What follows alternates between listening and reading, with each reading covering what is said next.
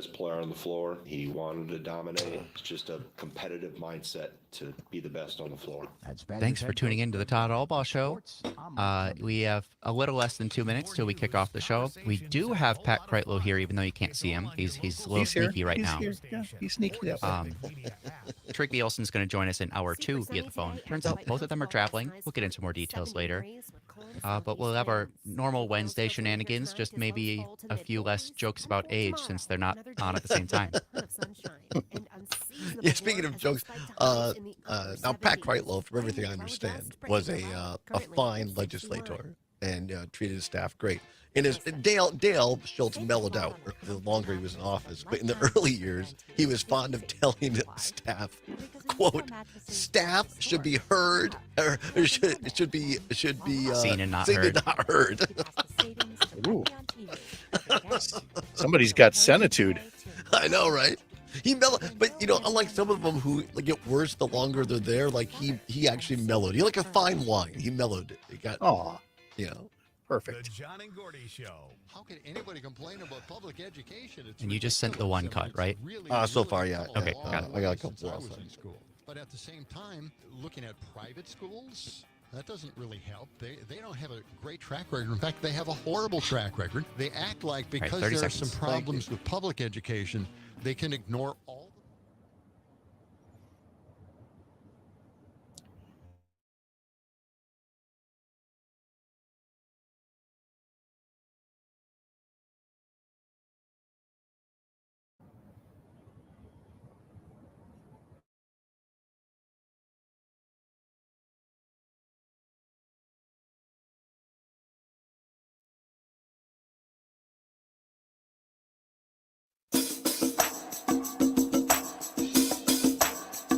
Live from the Civic Media World Headquarters in Madison, Wisconsin, it's the Todd Allbaugh Show.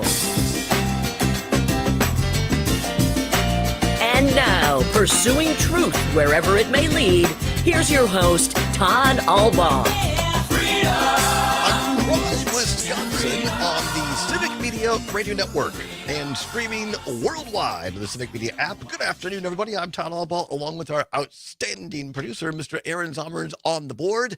It is Wednesday, October 9th, 2024. It's a great day to be a Wisconsinite, and it is... Hump Day! Whoa, a camel in a cave. That's what you got right there, Mr. Zommers. Nicely done. Last time he was in the bathroom. Oh.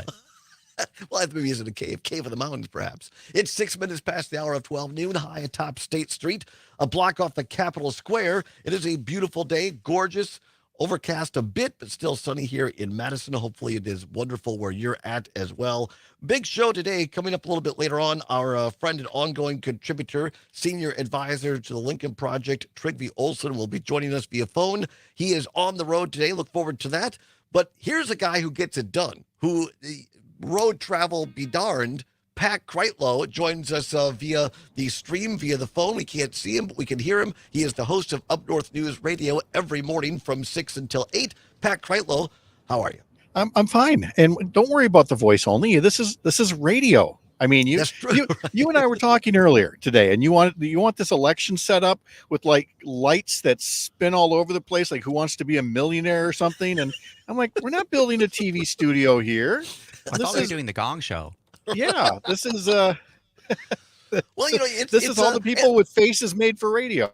Well, myself at least, but you were on TV for a long time. But no, you're that right. was somebody else's mistake, not mine. We're predominantly, a terrestrial radio network, as they say, over the air on your car radios, your kitchen radios. But the cool thing about Civic Media, and I know that Courier News Service, which Up North News is a part of, has ventured into this as well. It is a multimedia, so we do have a stream on Say that again. Your stream cut out. I said we are on all It did the same thing. This is hilarious because every time you start talking, if something goes wrong, try one more time, Pat. No, I was just saying. Now I got to feel like let's hit a dead spot on purpose. No, I said we're multimedia, baby. We're on all the platforms. There you go. Yeah, that's absolutely right. So for those watching on the stream, my camera's tilted. I'm a little cockeyed, and I guess like my grandpa used to say, you're like the cockeyed seamstress. She couldn't menstruate. So, Look at that. This is the only time I'm ever going to see you tilting to the right. yes, nowadays, that's absolutely true. Well, Pat, let's get into it. Now I know you go to bed a little earlier because you're up at the crack of dawn for Up North News Radio. But did you catch any of the vice president on Colbert last night on CBS?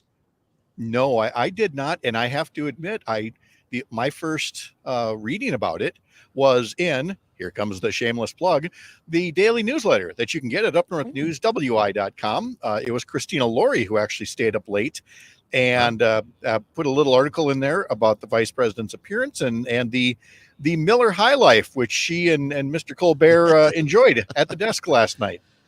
I thought it was fun. Here's what happened, and friends and family who know me well will not be surprised. I watched the sunset last night down at UW campus on the terrace. I had a beverage, and then I went back home and did a little work, and I thought this will be great. And I sat in my chair as the local news was getting over, and I remember Colbert coming on, and the next thing I remember it was 4 o'clock in the morning, and I woke up in my recliner. Wow. What kind of magic potion are they serving at sunset on the terrace these days? I had one spotted cow. Honest to God, that's all I had. What size? I mean, my goodness. Just a standard cup, 16 ounces. I don't know. Okay. Wasn't like a 40 or something. Okay. Just making sure. No. So I did not see it live, but here now we're going to play you a clip. Here is Vice President Kamala Harris sitting down at the desk with Stephen Colbert last night and cracking one open. When you first became the nominee and named Tim Walz as your vice president nominee, people were calling it the vibe election. All the vibes were all good. But elections, I think, are won on vibes because one of the old saws is they just want somebody they can have a beer with. Uh-huh. So would you like to have a beer with me so I can tell people what that's like? Okay. This was... Now, we asked ahead of time because I can't just be giving a drink to the Vice President of the United States without asking. You asked for Miller High Life. You asked for Miller High Life. I'm just curious. Okay, the last time I had beer was at a baseball game with Doug. So cheers. Cheers. There you go.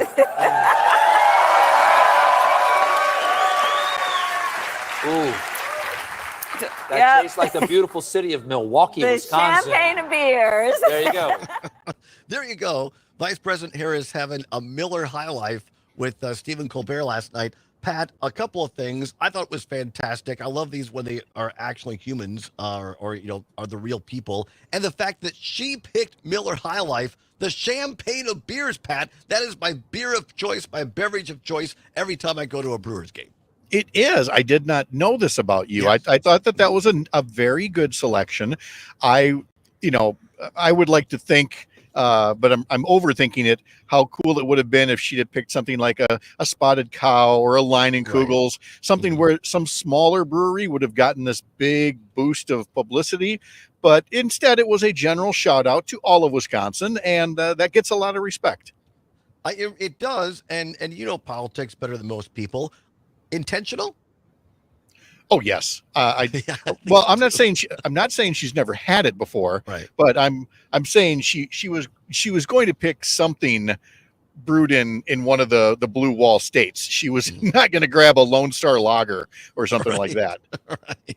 No, I think you're right. And Miller High Life is available to not just Wisconsin, but a lot of places. But it gave, and of course, for those that don't know, Colbert got himself in a little trouble a few months back when he started making fun of Milwaukee. Oh, and you're right. This could have just as easily been Colbert doing the sucking up.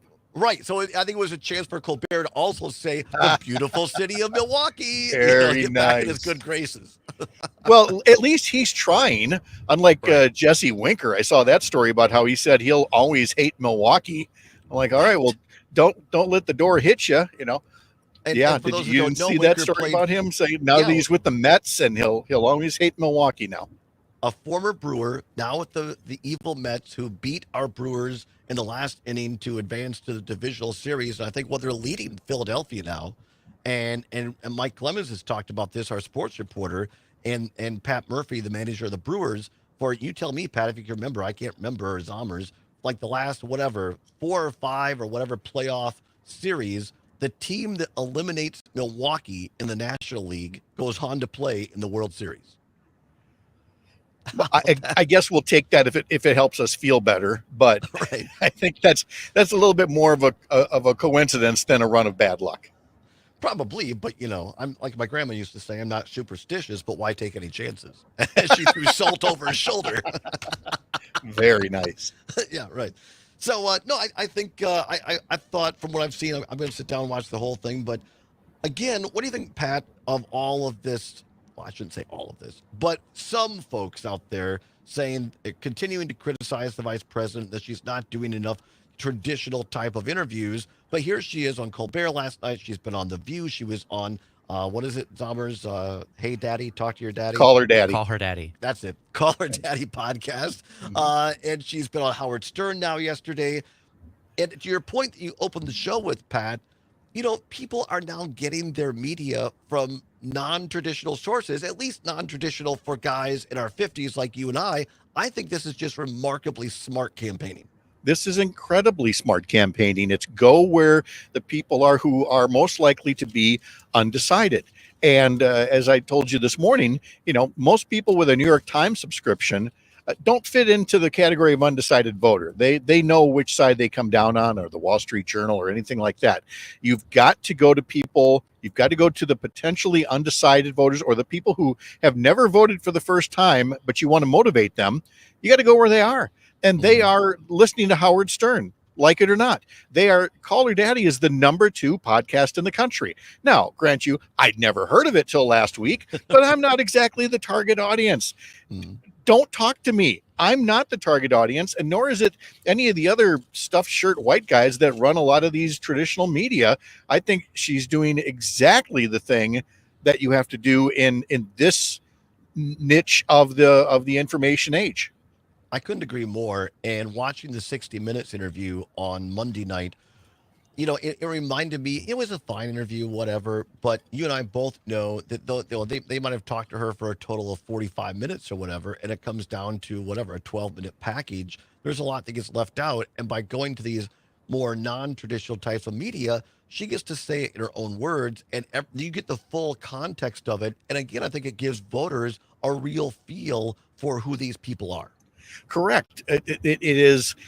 There's less editing that's involved, and if you look on social media and the clips that are being shared, I would think that you would find more engagement from the clips that people are sharing from the podcasts rather than say 60 Minutes, because again, you're getting more personal answers. Whereas when you're rapid fire back and forth with traditional media, you're going to give the canned answers. You're going to stick to the talking points.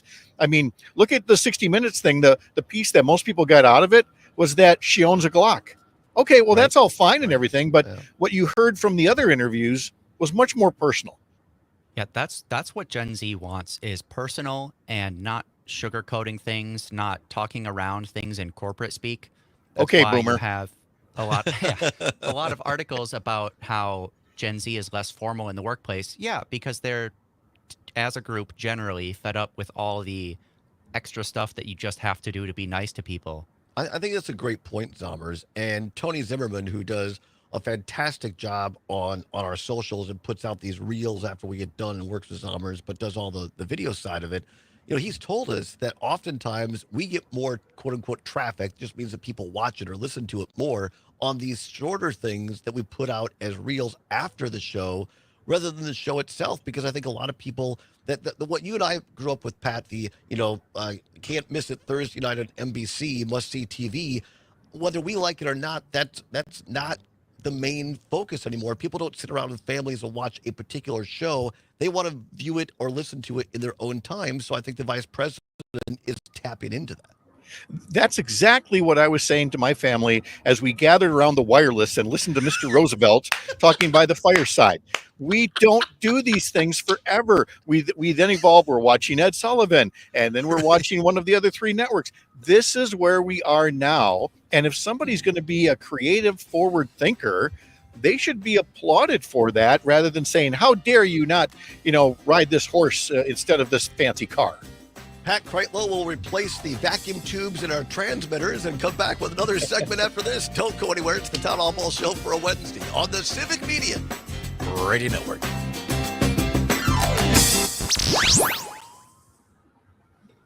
Yeehaw. Very good. I like that. Sorry, do we only have like the 2 dropouts, which I guess were really well timed? Yeah, it was just those two. It legit was like that. It was like I can't. It only happened the first 2 times you were like, we're multimedia. It was like, oh.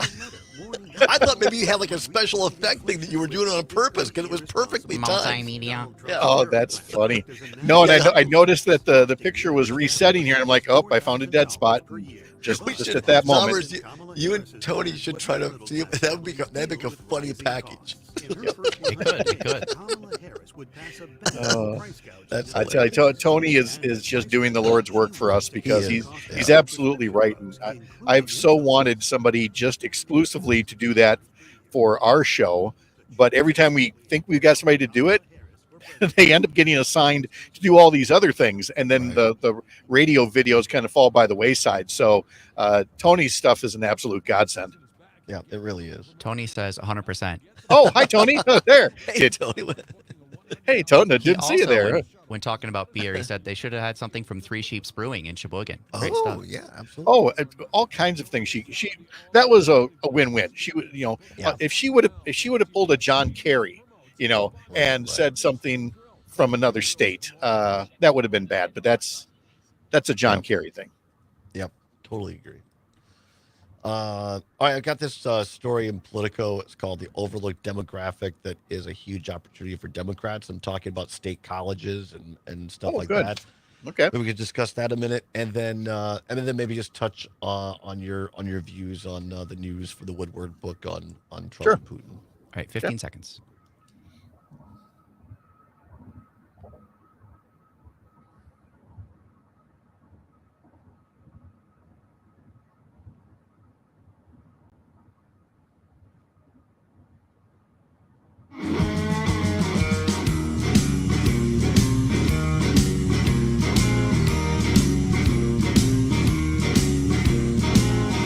From the early days of radio to cutting-edge television and now a digitized artificial intelligence, Pat Kreitlow. You can hear him every morning on Up North News Radio from 6 until 8 a.m. across the Civic Media Radio Network with that opening music. This is not the AI Pat Kreitlow. This is the real deal. He joins us on the road. We appreciate his time. Patrick, I mean, you're good. You don't need AI. I, for one, welcome our robot overlords.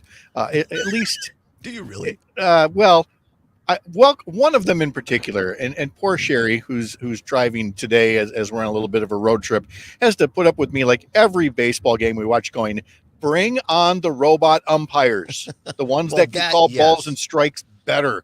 But in terms of, of AI, I mean, I don't know how to explain how bad this could get because not of AI, but the human factor.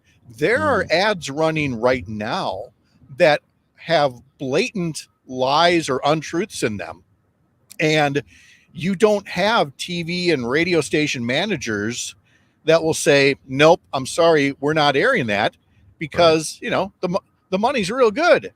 And so how are they going to pull back on something when it's later found out that it's AI generated? We really need to not fly this airplane as we're building it, but I fear that's where we're going with the future of AI in political ads. Yeah, I know we've talked about it on our show. Perhaps you have on yours as well. And that's why one of the many reasons I'm proud to work for Civic Media is that we have, for lack of a better term, an approval group, which I'm a part of. And there's several of us who are not in management who we get these ads in and we listen to them and then we apply the company ethics to it and say, does it meet our ethics? Not do you agree with it, but essentially, is this factually true? It might not be something that we particularly like, but as far as facts and being genuine, is it accurate? And then we get to give a up or down on it, and the group decision wins. So there is some sort of a control here at Civic Media, and I appreciate that about our company. Yeah, and well, I mean, you're clearly having more discussions about it than I am, but it's really good to hear that exists. And let's just understand there are shades of gray out there. Okay, here's an example. When there's at least one Republican legislative candidate, if not more, saying so-and-so, this Democrat, wants open borders. Well, no, they've never said we want open borders. Whereas Democrats will say about Republicans, Donald Trump wants to kill Medicare. Well, okay, maybe kill Medicare isn't right, but it is factually correct to say Donald Trump has always proposed cuts to Medicare and is likely to cut it again, or something along those lines. Avoid the extremist absolutism, the hyperbole, and you'll be fine. But too many candidates and too many special interest groups, they just have to go all the way. They have to say, Mandela Barnes now showing up behind Tammy Baldwin in the political ads, is just, again, raising all the same racist red flags as we're run against him. And we just don't have a great watchdog on political ads. Meanwhile, Tammy Baldwin was the first Democrat in over 20 years in a statewide race to get endorsed by the Wisconsin Farm Bureau. How big was that news? Apparently, the Wisconsin Farm Bureau can even tell when OC Eric Hovney knows more about coconut trees than he does about soybeans. So we'll see. Pat, I want to get your take on this. There's a great story in Politico.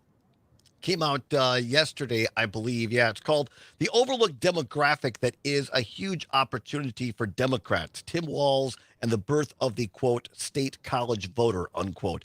We might talk more about this later, but the gist of it is basically, look, guys like J.D. Vance and, went out to Yale. And for a long time, I think there's been a stereotype, deserve it or not, of certain Democrats that the ivory tower, highly educated. And here comes a guy, Tim Walz, and look, I went to a state college. And so many people across Wisconsin, not because of a lack of intelligence, but because maybe a lack of dollars or just loving Wisconsin, went to places like UW Stevens Point or UW Eau Claire or UW Platteville. The list goes on and on. A state college, got a great education, and stayed in Wisconsin. And that's the voter that Tim Walz and Kamala Harris are really focusing in on. I think it's tremendously smart.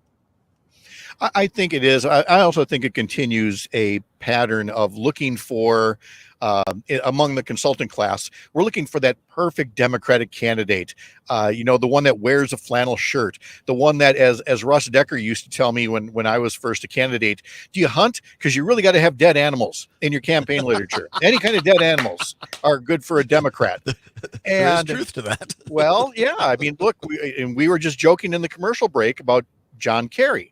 And John Kerry is a gifted politician. He is a wonderful servant, but he perpetuates that stereotype that every Democrat comes from this elite ivory tower college and wears a suit when they're, if they go to milk cows, Michael Dukakis in the tank, things like that. So This is just one more effort to try to remind Democrats to, appeal to a larger base, because the larger base out there actually shares our values. They actually, want their kids to be safe in school. They actually want health care and things like that. So, if Tim Walz is going to be groundbreaking that way, we've always needed more guys like him. It's just that, unfortunately, a lot of times when they come up in red districts, they get defeated. Like I really thought Tim Walz was going to get defeated the first time he ran for Congress. And once they're defeated, they never come back. And, Walz is one of the exceptions to the rule. Yeah. And on the other side, my former party, which I left, Republicans, guys like Scott Walker, who wanted to fit that stereotypical Republican mold and followed, or tried to follow former Governor Tommy Thompson, being a Harley Davidson rider, going deer hunting. And, Tommy, actually, that was who he was. That is what he did. Walker, it was clear that, he didn't know how to do that. I mean, look, serious question here. Serious question. After all these years, has nobody said to Scott Walker, buddy, it ain't working? Right. No, exactly. Nobody's nobody's buying this. Nobody ever has. Right. And to me, Pat, and unfortunately, just a minute here left, but authenticity doesn't matter what side of the aisle you're on. Be your authentic self. I still believe, whether it's in broadcasting or in elections and campaigning, authenticity wins. 100%. You put your finger right on it. Yeah. Well, Pat Kreitlow is always authentic. He is, because, I've hung out and had a Miller High Life with him. And he's as fun as he is on the radio, ladies and gentlemen. And thank you to your lovely wife, Sherry, for being your chauffeur. Pat Kreitlow has an entourage today, folks. Yeah, I've got the cutest entourage of one ever. Oh, look at that. Pat Brightlow, you can hear him every morning on Up North News Radio from 6 until 8. Safe travels, my friend. We'll talk to you soon. Thank you. Take care. All right, there you go. Pat Brightlow. Trigby Olson later in the broadcast. Come on back. Take your calls as well. 855-752-4842 right here on the Civic Media Radio Network.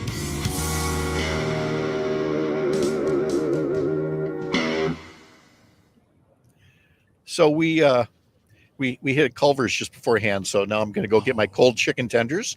And I'm sorry. No. Right. We stopped just right so I could get all this gear set up.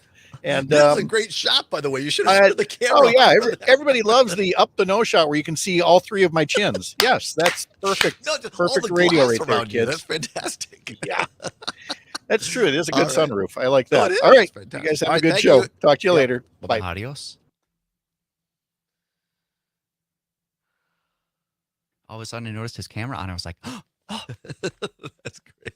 Corn 30% done as of Sunday. Soybeans up to 47% done. So that's about 13% of the averages for soybeans there in terms of time frame. So we'll have to continue to watch that. That's also weighing on the market as these beans are hitting the marketplace. Obviously, the hurricanes, we'll see how things get affected. Was a little bit of a push in the oil market because of the Gulf drilling.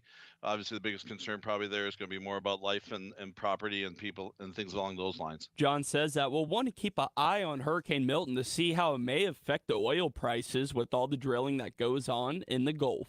I'm Ben Jarbo with the Midwest Farm Report, and your midday markets are coming up right after this. I confess, I love to host a party. I love having people over. But when they come over, I want to leave a favorable impression with them, not just with the atmosphere, but the food. Fabulous Farm Bay Pam Yankee here for Bavaria Sausage. So I went to Scott and I said, listen, I need something for a pretty good sized group in my backyard. And he set me up with their Berkey brats. Now, I've talked about these before, but my guest talked about them through the whole event, telling me, man, Pam, these are great brats. Something different about these brats. They were asking me all kinds of questions, and I was happy to tell them what I knew about all the custom mixes that are being worked on right now at Bavaria Sausage. Now, listen, you can experience the Berkey brats yourself, but you've got to go to the retail location right now. Corner of Nesbitt Road, Fitchrow Road in Fitchburg, open Monday through Friday, 9 until 7, Saturday, 9 until 1, or shop all the great Bavaria Sausage flavors online. BavariaSausage.com. I was typing the champagne of beers, but I almost left it as the champagne of bees. Welcome back. I'm Ben Jarbo with the Midwest a great Farm honey. Report. And remember to I'm follow sure along they'd with only us need a on little all bit. things Sometimes a agriculture bee or by a wasp downloading gets our trapped app, in there. The Farm. You can download it on our website at thefarmwi.com or by finding it on your app store. Now let's take a look at those midday markets from Chicago. A lot of green as we look at the markets today, with December corn contracts up a half a penny at $4.21 1/4, and November soybean contracts High up Life 3 is the best beer for a baseball game or for going out December fishing on the wheat lake. contracts On the up lake, 1 just sit there and crack open a High Life. 100% agree. It's a And very July wheat chill, contracts are up half casual a penny, Very at crisp. Yes, $6.39. crisp. Yeah, you Milk said it. contracts Well, are it is also the seeing strength champagne of today beers. as November contracts are at 21.36 a hundredweight, up 23 cents. And December Class 3 milk contracts are at 20.84 a hundredweight, up 19 cents. For the Midwest Farm Report, I'm Ben Jarbo. You can always continue the conversation on social media. Share your thoughts when you find and follow Civic Media on Facebook, X, and Instagram. Super sunny today and quite comfortable as highs flirt with 70 degrees with calm southeast winds. A few clouds filter in here tonight as lows fall to the mid-40s. And for tomorrow, another day filled with a ton of sunshine and unseasonable warmth as we spike to highs in the upper 70s. I'm meteorologist Brittany Merlot. Right now, it's 62 degrees. Nightlight with Pete Schwaba. She is performing in Wisconsin. Charles, you might Been a while want to since end we've up done one of moving here those. because you're going to have that great of a time in Baraboo. Let me just ask you this. Do you like cheese? Wait till the winds start whipping this fall. I'm going to be eating cheese for 24 hours. It's a great, not really, you have a great reputation with the cheese. Wisconsin cheese is very, very famous. It's the greatest Nightlight guest with Pete Schwaba has ever had on. Weeknights from 6 till 8. I love on every your part local of Civic Media I radio know I should station get some more and fresh on the promos Civic in there Media for app. Nightlight, but I love that one. I love every part of it. Taking care of one another is important. And most people would step up for a neighbor going through a tough time. Most people around here help out friends and family when they need it. But the funny thing is, most of us won't look for help when we need it. Talk to someone if you're struggling with mental health. Because most people out here really care. Find more information Right, at about 20 seconds. loveyourmindtoday.org.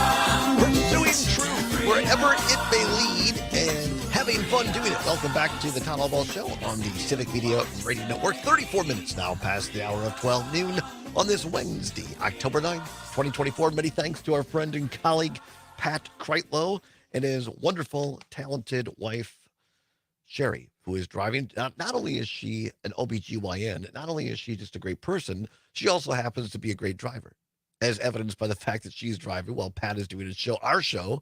And then the poor guy, he let his food get cold just to be on our show. So thanks, Pat. It was Culver's, too. I know. But I'm sure he's enjoying maybe a little custard for dessert, although that would have melted in that time. But I know we had chicken tenders. Yes.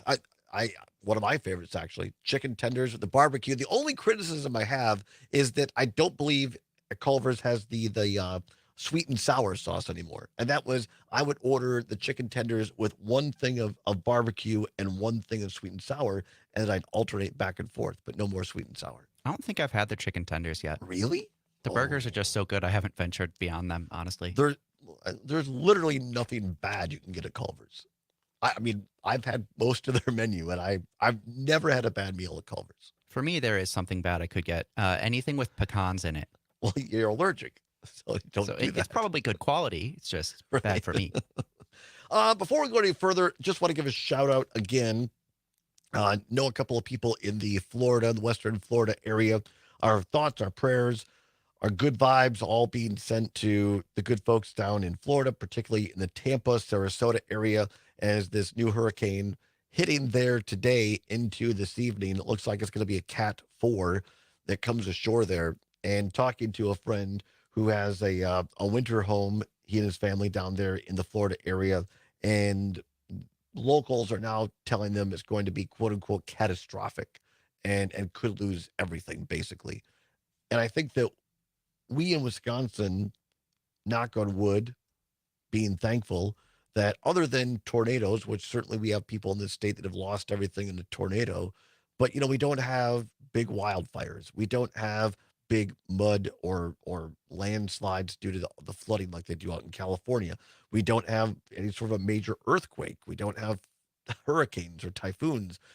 I mean, for my money, there's not a better place that you could live in times like these than Wisconsin. But, and I think for me, the most just gut-wrenching stories are the ones you're hearing on TV right now, particularly of older folks or folks that come from lesser means that are like, look, my vehicle got destroyed in the last hurricane.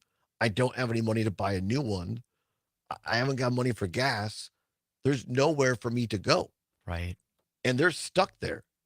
And I know local officials are trying to get folks into shelters and this sort of thing. But again, it's a good reminder, at least for Todd, when you look at your first world problems, what's going on in your life, and then you hear these stories from folks down in Florida, and you're like, you know what the heck have I got to complain about? Because I could be in that situation. So I know that Civic Media has set up a page for hurricane relief. Is that right, Zommers? People can go to civicmedia.us if you want to contribute.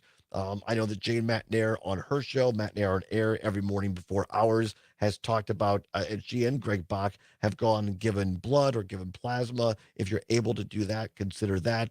And also, I think, always good. Unfortunately, in times like these, there is always a bunch of yahoos who try to scam people.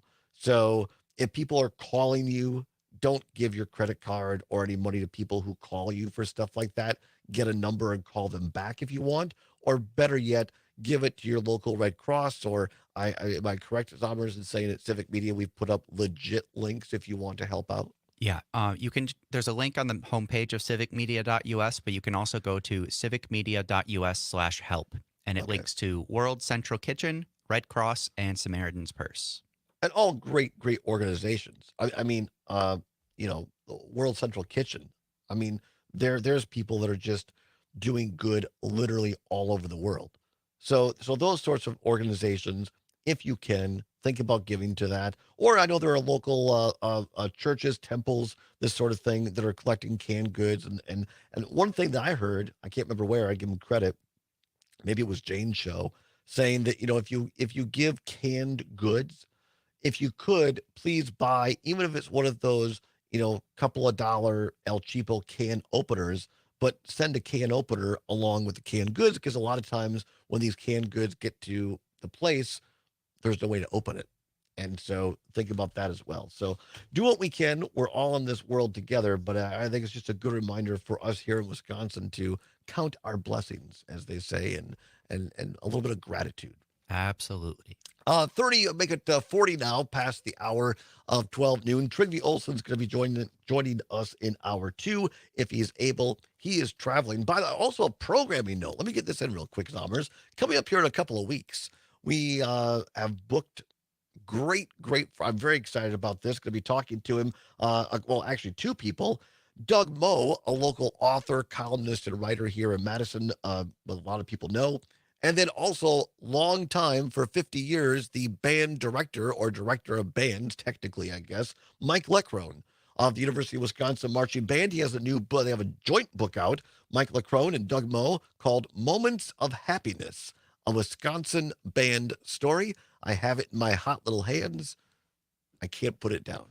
It's fantastic. Also, the photo on the cover is great. Yeah, it's Mike in front of the band. He was leading. I don't know exactly which parade that was or which event, but tremendous human being. And I had the honor of interviewing him like 30 years ago down at University of Wisconsin Platteville. We had our little TV show there, and Mike drove all the way down from Madison to Platteville as they were preparing to go to that first Rose Bowl. Well, not the first for the program, but the first in 30 years, in 1993, the 94 Rose Bowl. And it was enormously gracious, and it's just going to be great to have the opportunity to talk to him again, now in his 80s, retired for a couple of years from UW. This great book, Moments of Happiness, a Wisconsin band story by Mike Leckrone and Doug Moe. Get it wherever you get your books. You will not be sorry. And the title, I mean, he's talked about this at length.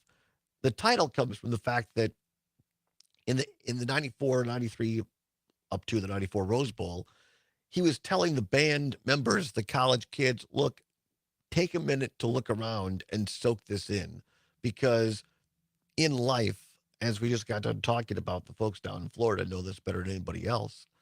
In life, there's going to be hard times, and there's going to be sorrow, and there's going to be tragedy, and we cannot stop or prevent that. Those things visit us, each and every one.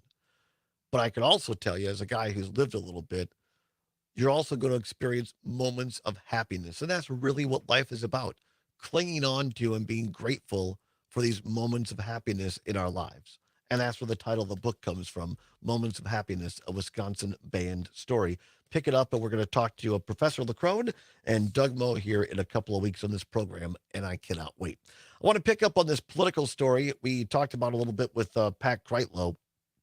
Again, in Politico online and in the magazine here yesterday, headline, The Overlooked Demographic That Is a Huge Opportunity for Democrats, Tim Walz and the Birth of the State College Voter. Says in his acceptance speech at the Democratic Convention in Chicago, vice presidential nominee Tim Walz introduced himself to the nation with the kind of up from the humble origins life story that American politicians have deployed for generations, but with a partisan twist. He said, quote, now I grew up in Butte, Nebraska, a town of 400 people. I had 24 kids in my high school class, and none of them went to Yale, unquote. The Yale reference was an obvious jab at his vice presidential opponent, Senator J.D. Vance, who famously attended that Ivy League university after a hand-scrabbled childhood in Appalachia before working as a corporate lawyer and a Silicon Valley venture capitalist. Walz contrasted that with his own story, joining the National Guard at 17, attending college on the GI Bill, and sticking around the small-town Midwest to become a high school teacher and a football coach. And he lashed out at Vance again in a Labor Day speech in Erie, Pennsylvania, where he said, quote, "You go off to Yale, you get a philosophy major, write a best-selling book, trash the very people you grew up with. You just don't come back to Erie and tell us how to run our lives," unquote. And the article goes on from there. That's the setup to this.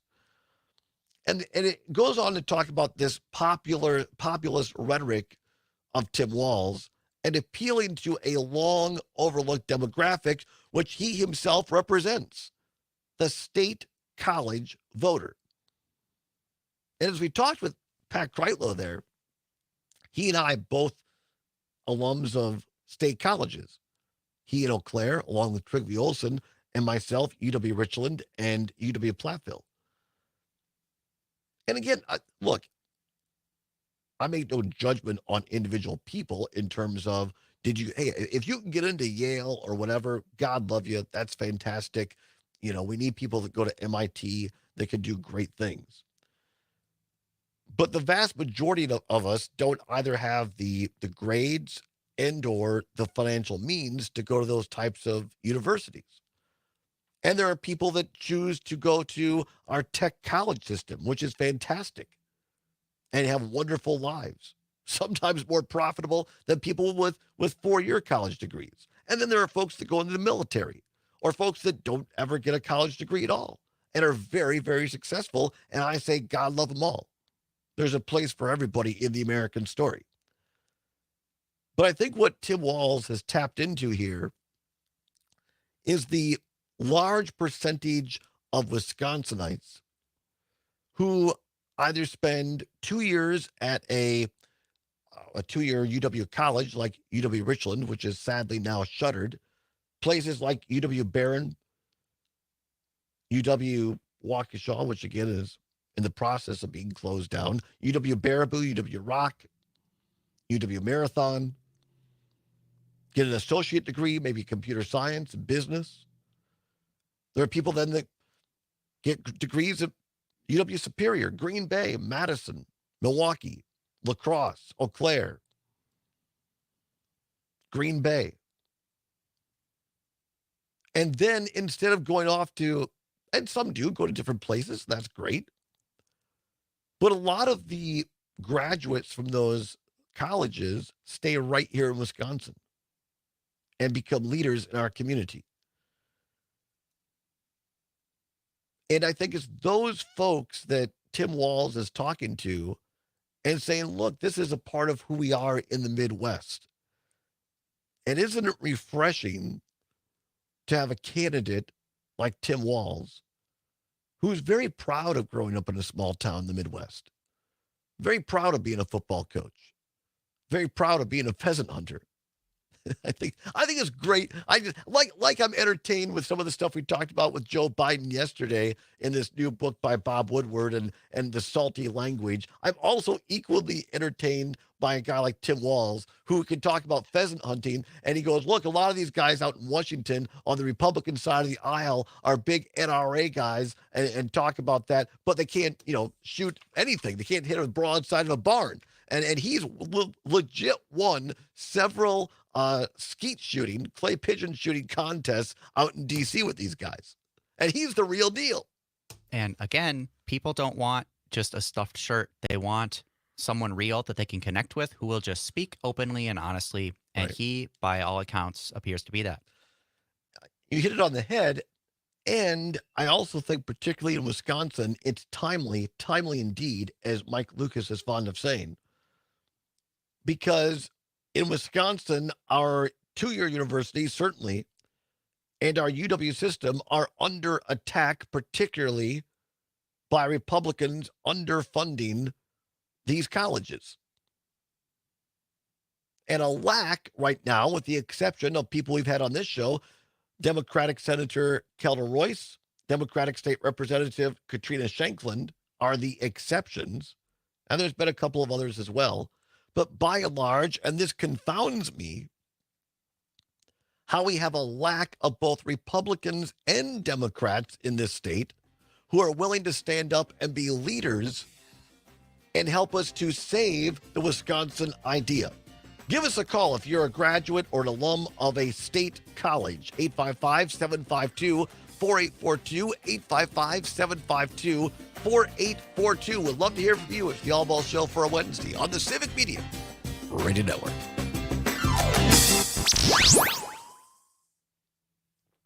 News and great conversation. 92.7 WMDX. Listen, saving a lot on a comfortable mattress with a lifetime comfort guarantee is easy. Why? Well, because we make our mattresses right at the store. Yeah, we cut out the middleman, and voila, you got it. We pass the savings directly onto you every day. So hurry in today to your local Verlo, where there are no middleman markups. Wake up, sleep better, and save at Verlo.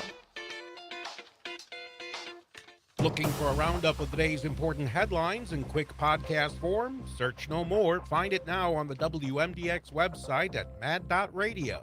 Your news just for the Madison area. I'm Terry Bell with WMDX News. The Dom Salvia Show. Ann Egan Walkoff from Wisconsin Native Vote. 20 years ago, I moved to a suburb of Milwaukee. I went to register, and the woman was like, "You're Indian? Indians don't vote. You can't vote." What? So when I'm talking to a group of Native Americans, I tell them that story, and they're like, "What?" And that gets their dander up, and I'm going to go vote for sure. Absolutely. The Dom Salvia Show. Weekdays from 4 till 6 on the Civic Media Radio Network and on the Civic Media app. Nightlight with Pete Schwaba. She is performing in Wisconsin early next month down in Baraboo. Charo, what is the secret? Is it the music? Is it the dancing? Are your shows what keep you young? Yes, I will never get old while music is alive. Yeah. You got to move it, move it. I have ants in my pants. I had to move. I had to move. Nightlight with Pete Schwaba.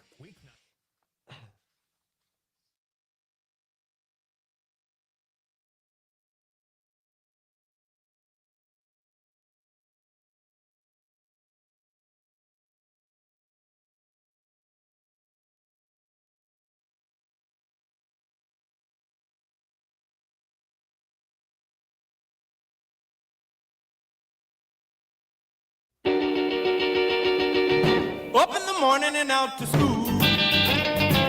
The teacher is teaching the golden rule. American history and practical math. You study them hard and hoping to pass. Working your fingers right down to the bone. And the guy behind you won't leave you alone.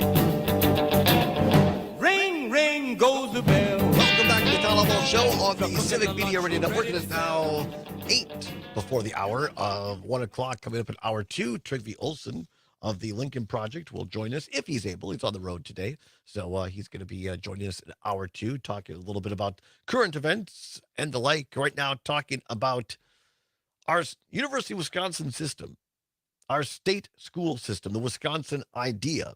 Universities of Wisconsin, actually. I don't call it that. I know. I don't call it. It's the UW system.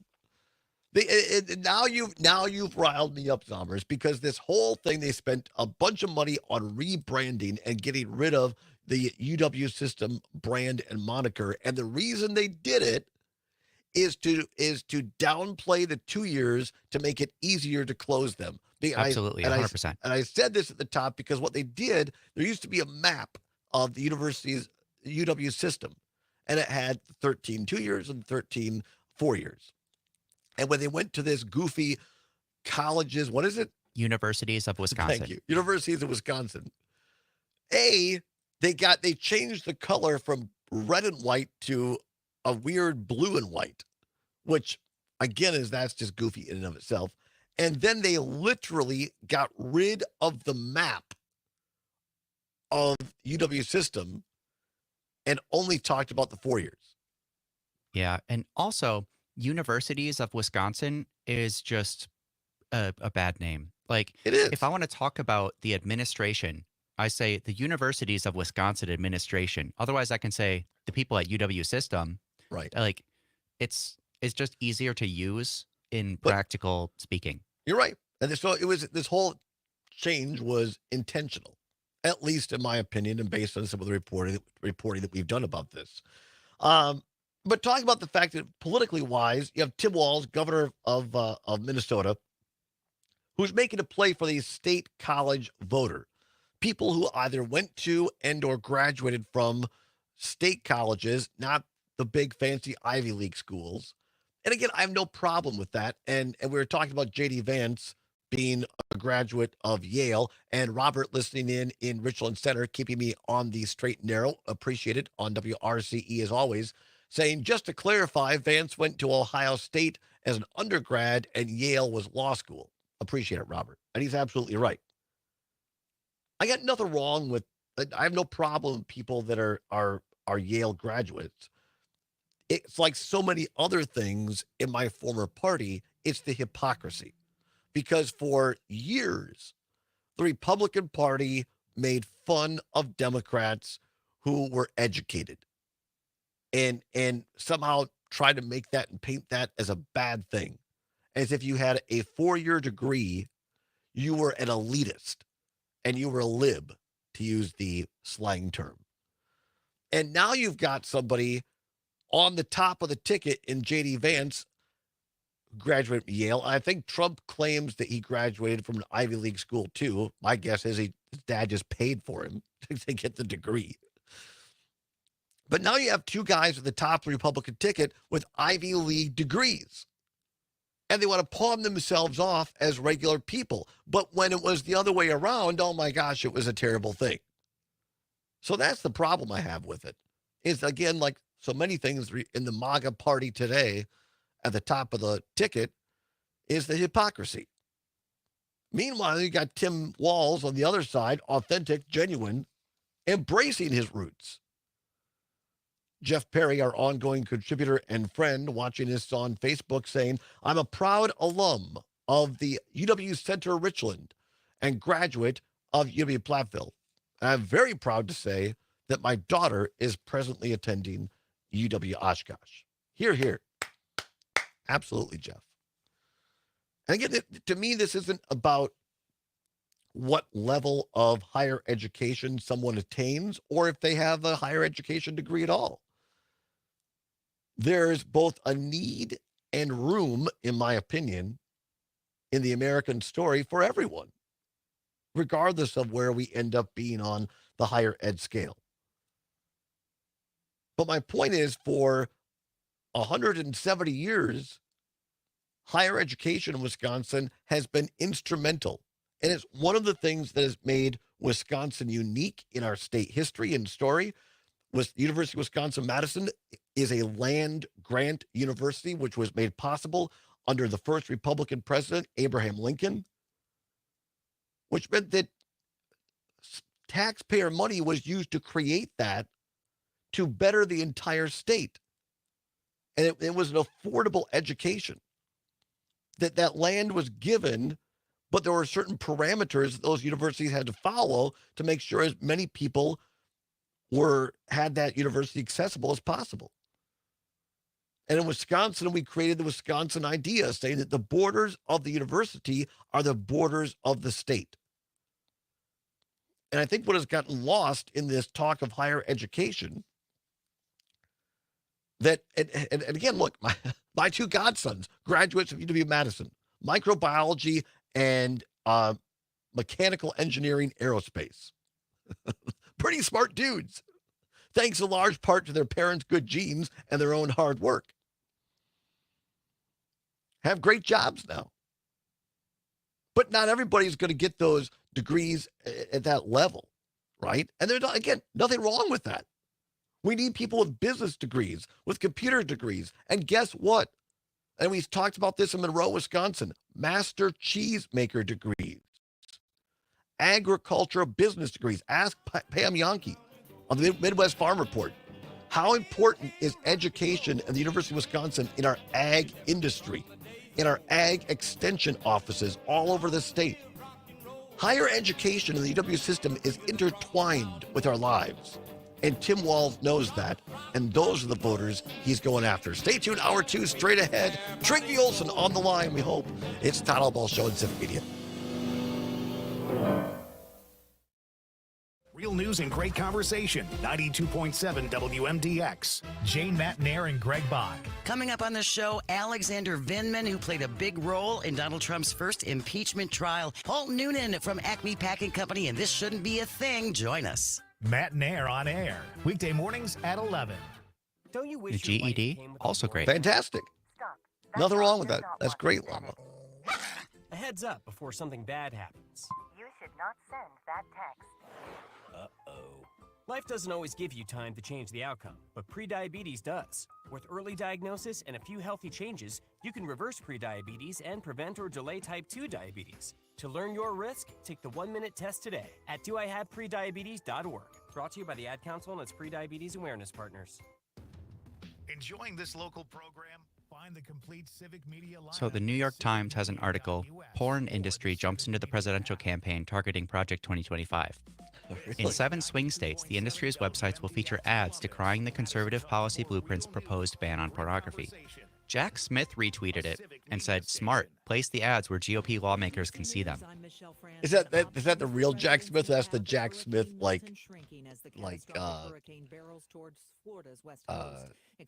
not parody, but there's another thing. Looks, it has this picture. It says Jack Smith, but it's not actually Jack Smith. You all should be somewhere safe by now. You know what I mean? I'm looking. While people are getting out, resources are pouring in. President Biden in a briefing says he's made all federal aid available. Yeah, it's a parody. Yeah. But it's good stuff, but it doesn't mean it's not good stuff. But it's just important that it's not the actual Yes, Jack. thank you. But it looks exactly like it. Yeah, it looks the same, and the username's almost the same too. Right. Yep. It's just because now anybody just pays for a check mark. Right. It doesn't mean anything. I know that's the crappy and part I still of it. I'm not used to that. I know. Even though it's been the case for a while now. But my blue check mark is real, ladies and gentlemen. As in, you also paid for it? Yeah, I also paid for it. I paid for mine for 2 reasons. Didn't I talk about that on the show? That you want to be able to edit? I want to be able to edit, and also just the fact that, not that I'm a big deal, but I have a microphone, and so I want people to know that it's actually me. Yeah, absolutely. I don't want people putting a parody out there without the check mark. Or exceeded grade level expectations in English language arts and math. But it's hard to compare the results of last year's forward exam because the Department of Public Instruction changed the scoring system. I have 308 followers on Twitter. What? Look at you. You're hot, Summers. I don't know if that's hot. Oh, okay. A bunch of these are bots. That's a bot. That's a bot. That's a bot. All right. Okay, gotcha. That makes sense now. Yeah. Low birth rates in children. We all got a certain amount of bots. For those watching the stream, a bot means a robot, not a real thing. Usually Russian or mostly Russian. Bots. Mostly Russian. Yeah. And usually they'll be, it'll have a picture that may or may not be a real person or maybe AI generated, but then it'll be AI generated nonsense they send to you. Yeah. Help remind me if Trigby comes on. I want to ask him about. He had a Russian bot reply to something he said, and he responded in Russian. Nice. That was fantastic. If the referendum fails, the same homeowner would pay around $83 more. He asked him how's the weather in Minsk or how's the weather in St. Petersburg in Russian. Is gone. That's what Nick Ramos of the Wisconsin Democracy Campaign tells Civic Media's Chad Holmes. And there's people out there that want to be able to return their ballots, and they might not be able to go do that now because you just took away a very safe and secure method because of this big lie. Wisconsin Justice Department is looking into whether Doug Dinney broke any laws. Dinney maintains he had the right to move the box. And that's what you need to know. I'm Terry Bell. This is WMDX News. The Bucks getting ready. I'm Mike Clemens with sports. The Bucks host the LA Lakers tomorrow night at Fiserv Forum, but Chris Middleton will not play in the preseason game after having surgery on both of his ankles. Yeah, it's just listening to my body, knowing, my limits, knowing what pain is, knowing what you can play through and what is not smart playing through. I've been through similar situations. I'm always going to be learning something about myself and my body as I go on. Baseball, Bally Sports Wisconsin no longer will broadcast Brewer games on TV, so the team says they're moving to the MLB Network, President Rick Schlesinger. Yeah, you're going to be able to turn your cable TV on, and you're going to be able to go to the Brewers TV channel. It may be a different channel than what it was last year, but it'll be easily accessible. So from that perspective, no change, other than, I think, a great quality programming experience. And if you are somebody who doesn't have cable and satellite and you want to watch Brewers games, you're going to have an opportunity to buy a subscription to a direct-to-consumer streaming service, which is going to be first-rate quality. That's Brewers President Rick Schlesinger with sports. All right, I'm Mike another Clemens. cut on this media with Jane Radio Crawford. for you and your community. It's Civic Media's mission with stations across Wisconsin. Find your favorites at Civic. It might be a little nuanced for people, but I like it. Super sunny today and quite comfortable as highs flirt with 70 degrees with calm southeast winds. A few clouds filter in here tonight as lows fall to the mid-40s. And for tomorrow, another day filled with a ton of sunshine and unseasonable warmth as we spike to highs in the upper 70s. I'm meteorologist Brittany Merlot. Currently, it's 64. The John and Gordy Show. When you lose a drop box, you lose votes. You know, what he is doing here is really eroding confidence in our elections. The darn thing is more secure than a U.S. mailbox. Yeah, I'm going to put this very bluntly. Yeah. There are so many cameras in the downtown area. I don't think you could walk down the street and scratch your butt without somebody seeing it. Oh, well, I'll keep that in mind next time I'm there, because I do that a lot. Weekday mornings, 6 till 8 on 92.7 WMDX. The Maggie Dawn Show. Bill Carroll, president of Teamsters Joint Council 389, based here in Milwaukee. They've endorsed Vice President Kamala Harris and Governor Tim Walz for president and vice president. Trump offers nothing to a regular working class person. Talking about not taxing tips and not taxing overtime. Well, you don't have to tax overtime if there is no more overtime. That's in his Project 2025. The Maggie Dawn Show. Weekdays from 2 till 4 20 seconds. on your local Civic Media Radio.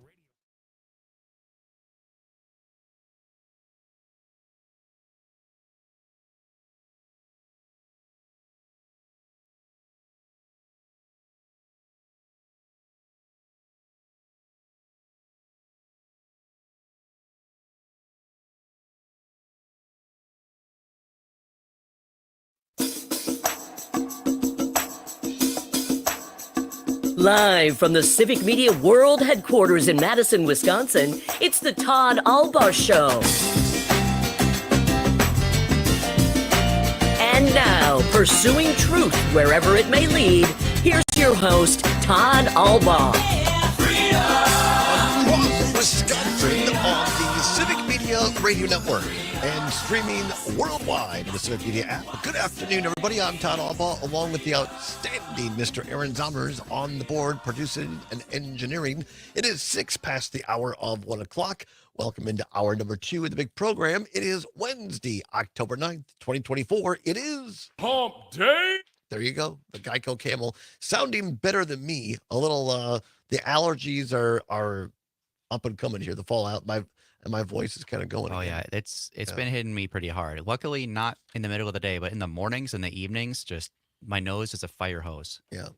So well, that's not pleasant, Mr. No, it's Sommers. not. You don't want that at all. What's your allergy med of choice? I take Allegra every day, or Really? fexofenadine is the generic name. God bless you. Thank you. Thank you. I'm Claritin and fluticasone, the spray, the steroid. That's a good one. I used to be a pharmacy tech, for those of you who don't know. A lot of people get prescribed which you can also buy over the counter. Some insurances will cover it really well, and so getting prescribed fluticasone might be better. But it's a very commonly used. Steroids are not always bad. No, they're not. In my case, my muscles have not gotten any bigger, but my allergies are better. Here's a hitherto unknown fact. And Mr. Zommers, dial up a little what's worse. We'll get that out of the way in a second here. If you would, please. Hitherto unknown fact, as my former teacher, Ken Lewis, is fond of saying, and this is true, not as Joe Biden says, I'm not joking around here. It's no joke. I got cataract surgery a couple of years ago. Had to get cataract surgery, remove cataracts in both eyes in my early 50s. Not fun. And the doctor, the optometrist, or whatever you want to call him, ophthalmologist or the eye doc, he said, you're pretty young to have cataracts. And started looking back at my history and figured out that there was a large portion of my life because of my ongoing allergy problems where I was taking, 2 to 4 hits of fluticasone for like 3 months in a row every day. That's the thing about steroids is you should not use them continuously without talking to your doctor. Yes, I found that out. And they believe that my cataracts were caused in large part by the overuse of the steroids, of the fluticasone. Now, don't everybody, oh my gosh, I can't use fluticasone now, I'm going to get cataracts. No, in my case, it was like I was using it twice a day in both nostrils every day for like 3 months in a row, 4 months in a row, and then would take a couple of months off and then back when my allergies came back. The good news is once you get cataract surgery, now I can back on the fluticasone because cataracts don't come back. That's good at least. So, yeah. There's your information here. All right, here we go. Time once again at 9 past the hour of 1 o'clock. What's worse? This or that, this or that, this or that, this or that, this or that, this or that. And of course, the choice is yours. You can get with this or you can get with that. You can get with this. Time once again for What's Worse. No prize money involved. You will not win a gift. It is only your opportunity. But what do you want more than your voice being heard, your opinion across statewide radio here on the Civic Media Radio Network? Timely indeed. Second time I've used that phrase from Mike Lucas, by the way, today. But it's in vogue right now. People are talking about it. Many people are saying. Here's the What's Worse for today. What's worse, spring allergies or fall allergies? 855-752-4842. 855-752-4842. What's worse, spring allergies or fall allergies? Give us a call, 855-752-4842, 855-752-4842, or text us on the Civic Media app. If you don't have it, you can download it today. Simply go to your app store, Apple or Android device, type in Civic, CIVIC Media. It'll pop up. Click it. Takes less than a minute. It is free, gratis, $0. That's what Gail King calls a deal. Think I could get Gail just to say that once? I mean, you could try. What's worse, fall allergies or spring allergies? As I've gotten older, I get both now. It used to just be fall allergies, like goldenrod and that kind of stuff. And now it's pretty much any pollen. So there's like a month in the middle of the summer where I don't have allergies. And then there's like, January to early March. Other than that, it seems like as I've gotten older, I've always have allergies. But what's worse, spring allergies or fall allergies? 855-752-4842, 855-752-4842. While we're waiting for people to call in on that, and we hope to hear at some point today in this hour from Trygve Olsen, but if not, it's fine. He's a busy guy. He's traveling. So as I well know, sometimes you get lost in or sent to the Atlanta airport with no electricity. So we might hear from Trygve a little bit later. Matt, listening on WRCE in Richland Center, our great UPS friend, says, fall allergies by a mile. I'm freaking out.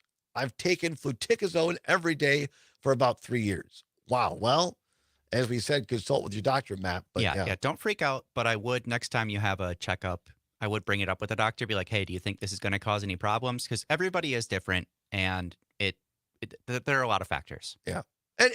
And neither one of us are doctors. We can't give medical advice here.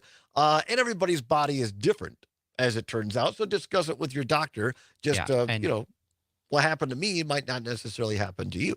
Yes, and working in a pharmacy, I've seen plenty of prescriptions come through for fluticasone and other steroids that are like, yep, use it every day, totally fine for this patient. And other ones who come in that's like, nope, you need to use this extremely sparingly. Like it really depends. For most people, you'll be fine. Yeah, so don't worry about it too much, Matt. But it's just, but I mean, I'm like you. I especially now back in radio, and honestly, that was one of the things that really, in my mind, concerned me about getting back into radio, because I'm like, man, with my allergies, if my voice really gets messed up, that's not going to work out so well. And so, like, unfortunately, I do. There are days when I make a decision where, like, I would love to go out and do that outside, but I'm going to be too messed up to be on the air as far as my voice and whatever. So I stay in and try to avoid it in the worst parts of the day or worst parts of the year. Dave, listening in New Berlin, Dave says, a wife with allergies sucks. Okay, well, Dave, it probably sucks more for your wife than it does for you, but I don't know. Yeah, it's no fun for anybody. What's worse, spring allergies or fall allergies? 855-752-4842, 855-752-4842, or text us on the Civic Media app. Listener in WAUK down in Waukesha says goldenrod is not a cause of allergies, but ragweed is. Wow. They both All are, right. just in different times of the year. Goldenrod is releasing all its pollen in spring, whereas ragweed is in the fall. So it depends on the time of year, but they're both very common allergies. My grandma used to sing a song. The goldenrod is yellow, the corn is turning brown. I can't remember the rest of it right now, but I don't know. Goldenrod seemed to be a cause for me, but okay, we'll take it face value there. What's worse, spring allergies or fall allergies? 855-752-4842, 855-752-4842. Let's go to the phone lines here. We will keep it in Madison on WMDX, the station, the main station of the world headquarters. Kurt, listening in Madison. Kurt, what's worse, fall allergies or spring allergies? Well, my argument would be fall is worse, and that's because I do most of my hiking and my photography in the year. Yeah. Spring is always wet, muddy, and messy, so who cares? That's a good point. I'm more of a, you're right. I am more of a hiker, a walker in the fall. And I think a lot of people, to your point, the colors and everything are so beautiful. You want to go to the pumpkin patches, the corn mazes, there's football games. I think people are out more in the fall. So that's a great point. Do you do do you like landscape photography or wildlife or what? I actually, when I got out of high school, I went to MATC photography and I studied Ansel Adams. Oh, wow. Which I never got good enough to make a living at. That's a difficult skill to obtain. But anyway, most of my photography, yes, is landscape. Wow. Not too much animals, but I love looking for abstract shadows crossing between rocks and trees and roots and leaves. That's super cool. Right. I am a very amateur, and I put emphasis on very amateur. I'm more of an appreciator of photography, and then I take a couple of shots to try to recreate it. But no, I'm with you. A talented photographer that has a certain eye. One of the people I've gotten to know over the years, a former photographer for the Wisconsin State Journal, Joseph Jackson III. And he's a guy that did so many great photographs for the State Journal over the years of politicians, of candidates, of singers coming to Madison. And he just has that knack to have a camera in his hand and know the moment to take a photograph that captures a scene and really epitomizes that old phrase that a photograph is worth 1,000 words. And people like that are just amazingly gifted, in my opinion, Kurt. Yeah, that's why I go to Art on the Square. It gives you a chance to see some incredible photography. Yeah, it really, really does. Well, thank you for the call, Kurt, and good luck with those fall allergies. I'm right with you, my friend. 855-752-4842. What's worse, fall allergies or spring allergies? 855-752-4842. Michael, listening in West Bend on WAUK, says, my 3-year-old has fall allergies. It is awful. Wow, he actually gets bloody noses. It's very unpleasant to wake up to in a bloodbath. Ugh, I rarely have gotten it bad enough where it affects me to where I'm bleeding, but I know some people do, and that's just not fun at all. Liz, listening here in Dane County in Sun Prairie on WMDX, says, spring for sure. My eyes itch so uncontrollably that I must end up breaking a tiny membrane or something in my eye, and I end up with bloody tears. Oh, my gosh. That sounds not fun at all. Bloody tears. I mean, I walked in on Monday, and Luke Mathers goes, did you get a black eye? Did you get in a fight or what? Like, why? What? Well, I don't know. I think it's a combination of allergies and and maybe a little stress, quite frankly. And my one eye was all puffy and kind of swollen, and then it's gone away. So, yeah, not fun. I'm going to declare this one a tie. I think that depending upon who you are, spring and fall allergies are equally as bad, Mr. Yes, Zombie. absolutely. Come on back. Talk about CBS journalism and the news. This is the Todd Allbaugh Show on the Civic Media Radio Network.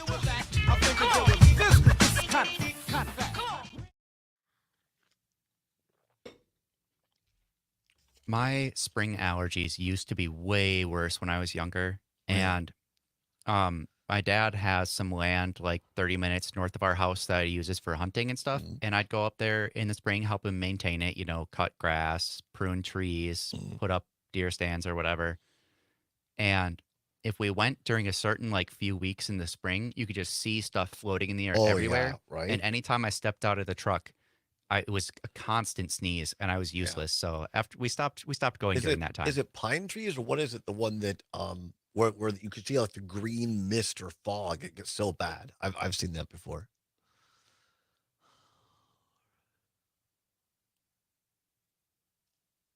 Oh, apparently there's a tree called the green mist, or a bunch of them. That's not very helpful. Steve, if you're listening to Milwaukee, I did say it. We said it yesterday, but okay.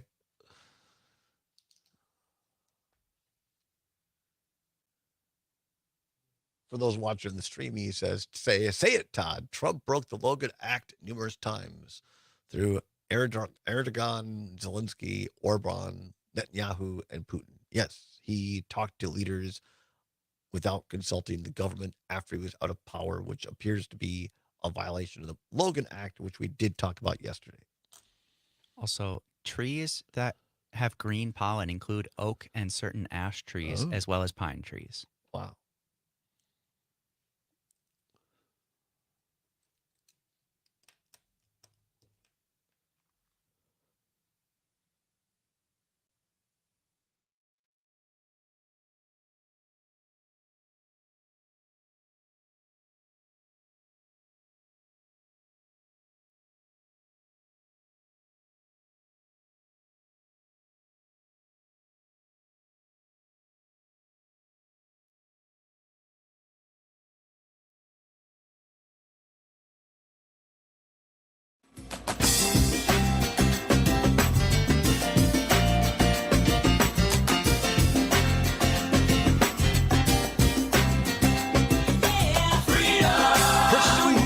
Wherever it may lead, and having fun doing it. Welcome back to the Todd Allbaugh Show on the Civic Media Radio Network. Glad to have you along with us on a Wednesday, October 9th, 2024.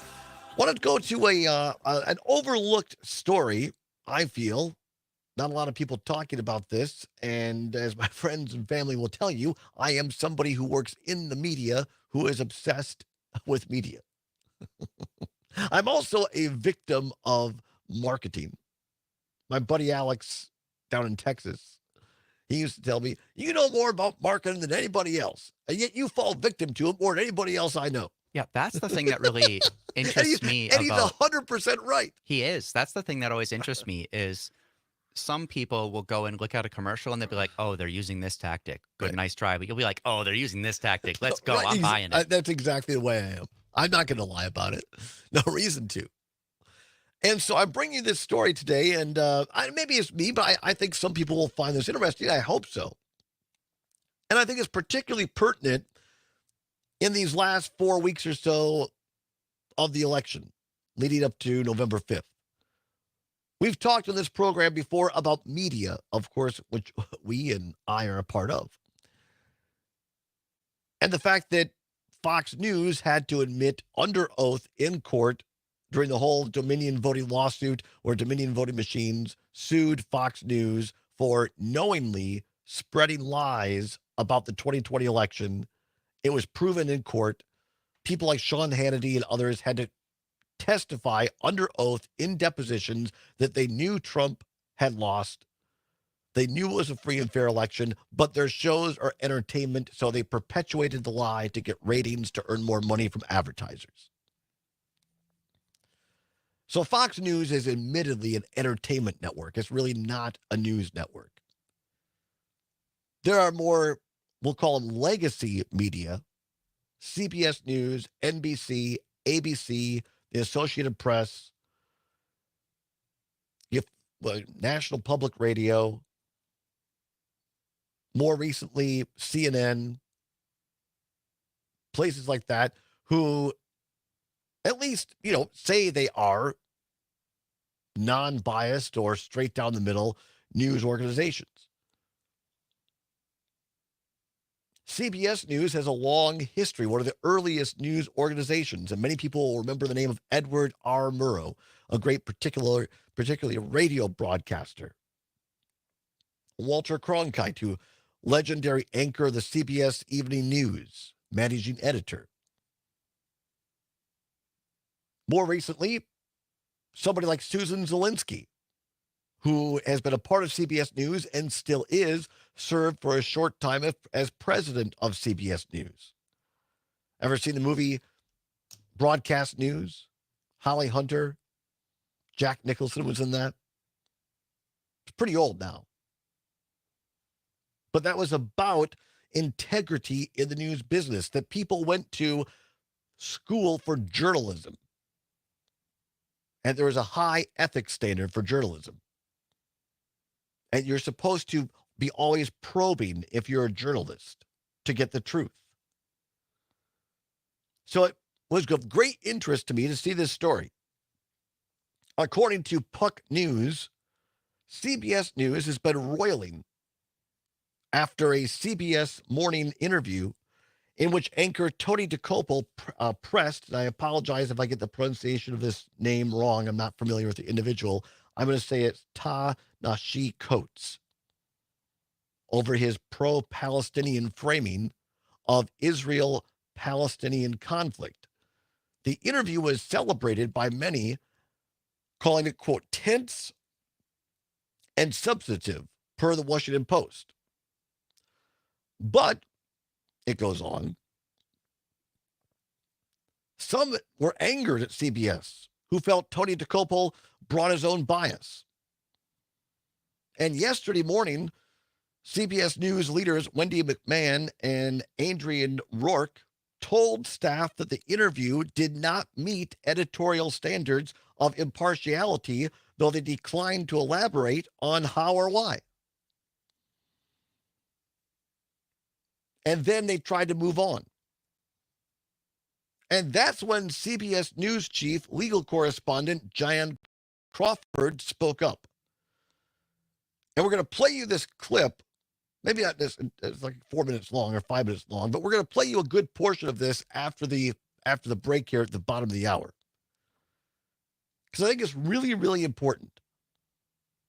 I want to read you the first sentence here, what Jan Crawford said. And I don't know how this got leaked. I'm assuming somebody at CBS, because it was one of these, and we have them here at Civic Media. Because not everybody, works in a newsroom anymore altogether. People are spread out all over. And so you have these meetings now via Zoom. I think it's, Mr. Sommers, I think it's a great reminder for me and us to, my boss, Dale Schultz, used to say this when I was in the legislature. He used to tell us, do not say or write anything that you would not want to see on the front page of the Wisconsin State Journal. And it was great advice. It is. I mean, well, we're in media, right. So we're already, right now, anything we say is public. So we should kind of expect everything to be recorded. But when you're on an internal meeting and you're not all in the same room, you don't know who has a recorder going somewhere else. So apparently that's what happened here in this all news meeting of CBS. Crawford says this on the tape, quote, I don't even understand how Tony's interview failed to meet our editorial standards. I thought our commitment was to truth. When someone comes on our air with a one-sided argument of very complex situation, which Coach himself acknowledges that he has, Crawford said, it's my understanding that as a journalist, we are obligated to challenge that worldview so that our viewers can have access to the truth and can have a more balanced account. And it goes on from there. We're going to play you Jan Crawford in her own words on the other side. I think this is particularly interesting and timely because here you have a legacy company like CBS News, which of course has been now combined CBS with Paramount Global, and they're in the middle of a new buyout.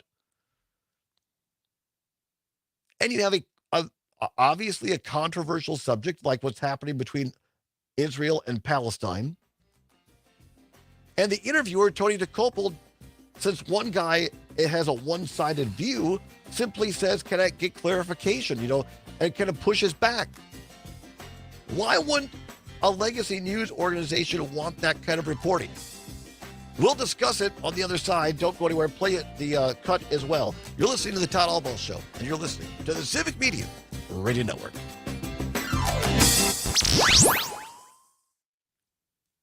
Real news and great conversation. 92.7 WMDX. Your news, conversations, and a whole lot of fun.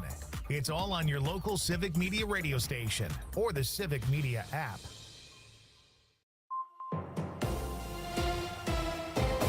Civic Media News. I'm Terry Bell. Here's what Wisconsin needs to know. Wisconsin Supreme Court justices are considering the governor's expansive partial veto power. The High Court heard oral arguments today in a case over Governor Evers' line-item veto last year that increased public school spending for 400 years. Wisconsin governors have some of the most sweeping veto powers in the nation, but justices seemed unsure if or how they should rein them in. College students are bucking old trends for low voter turnout.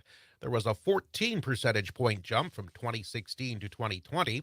Young voters say they're motivated by issues like the environment, reproductive rights, and gun safety. We've been seeing significant numbers of 18 to 24-year-olds now voting in not only presidential elections, but in midterms.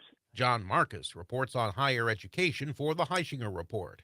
I'm Terry Bell, Civic Media News. Here's what you need to know closer to home. Next year's big Coldplay show in Madison begs the question, why hasn't there been a concert at Camp Randall Stadium in 27 years? Music promoters and tourism officials say there are a lot of reasons. Bigger shows tend to go to Chicago, Milwaukee, and the Twin Cities because they're more likely to sell out there. It's also tricky to get a venue, a promoter, and a touring act together at the same time. The University of Wisconsin Athletic Department is wading back into live music because of the changing economics of college sports. Democratic running mate Tim Walz's wife Gwen campaigns in south central Wisconsin today. She has stops in Madison and Beloit. 4 minutes and Meanwhile, 13 Senator seconds, Bernie Sanders will stump for Kamala Harris in Baraboo on First Lady Jill Biden campaigns for Harris in Madison on Monday. All the Democratic surrogates are expected to talk about reproductive rights, the economy, and preserving democracy. Election Day is less than a month away. And that's what you need to know. I'm Terry Bell, and this is WMDX News. On your entertainment beat, I'm Pete Schwaba. Despite being married to the star of Sex and the City, Mr. Sarah Jessica Parker, Matthew Broderick says there are guest roles he had no problem turning down when offered so the two could work together. One role in particular the actor turned down was that of a premature, sort of sounds like miscalculator. Hey, that actually kind of makes sense. The New York Post reports that Parker says the couple doesn't work together because why would they? Stating a desire to keep their personal and professional lives separate. It's official, Taylor Swift is the richest female musician in the world. To be honest, I couldn't believe she wasn't already. Forbes reports that the 34-year-old megastar has a net worth of $1.6 billion. That's impressive enough, but she officially became a billionaire just last fall, so the cash is still rolling in. Swift surpassed the former richest female musician, Rihanna, who has a net worth of a measly $1.4 billion. Sounds like Taylor can officially stop waitressing. For more showbiz fun, tune in to Nightlight with me, Pete Schwaba, weeknights from 6 to 8 p.m. on the Civic Media Radio Network. This is your hometown radio, refreshed, keeping you informed, entertained, and connected locally across the Civic Media Network. Super sunny today and quite comfortable as highs flirt with 70 degrees with calm southeast winds. A few clouds filter in here tonight as lows fall to the mid-40s. And for tomorrow, another day filled with a ton of sunshine and unseasonable warmth as we spike to highs in the upper 70s. I'm meteorologist Brittany Merlot. Right now, 66 degrees. I'm John. I'm Gordy. Join us for the John and Gordy Show 6 to 8 a.m. weekdays. Right here on WMDX Bad Radio in Madison. Your family won't want to miss the shindig, hullabaloo, and politics. John and Gordy Show weekday morning 6 to 8 a.m. right here Matt Nair on air. The vice presidential debate. Mike from Kenosha is on the line. Isn't it the whole purpose of a debate to be on television for the public benefit? The narrative, questions, fact-checking, it's inconsistent at best. You're absolutely right, Mike. Mainstream media is failing massively by trying to both sides everything and sane wash everything. Matt Nair on air. Weekdays at 11 on 92.7 WMDX and the Civic Media app. Missed your favorite show live on air? It's easy to find what you enjoy wherever you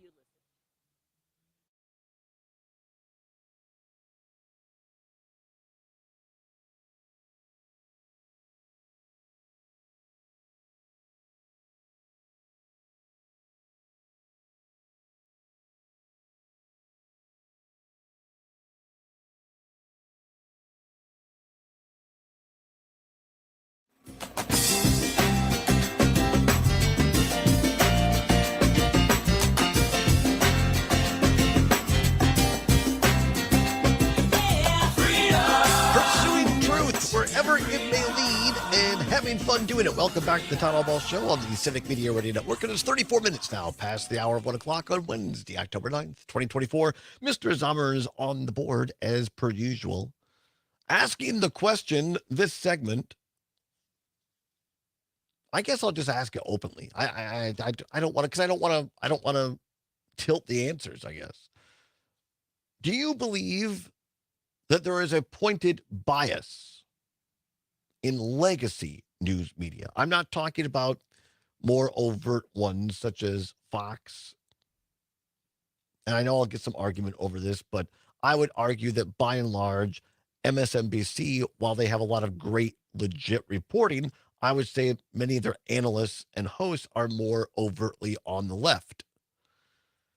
But I'm talking about CBS, NBC, ABC. Do you believe that those legacy news media channels are overtly political or one-sided? Or do you think, by and large, most part, they do a good job of getting it right and being down the middle? 855-752-4842, 855-752-4842. Make it easy for you, 855-75-CIVIC. You could also text us on the Civic Media app. Story breaking over the last couple of days here on CBS Mornings, which regular viewers of this program and listeners know that I am a fan of, or at least a viewer of. I really became, for a long, long time, I was a Good Morning America fan. Back in, David Hartman, Joan London, and then you had Diane Sawyer and Charlie Gibson, and then Robin Roberts. And I love Robin Roberts, but it became very and nothing wrong with a good cooking segment. Don't get me wrong, but it became a lot of fluff. My former writing partner and colleague at the state capitol, Jonathan Klein, we used to do a lot of things together writing-wise, and we would call it fluff and stuff because he would bring the stuff, all the facts, and I would have fluff, kind of the oratory overtones. And it worked great, fluff and stuff.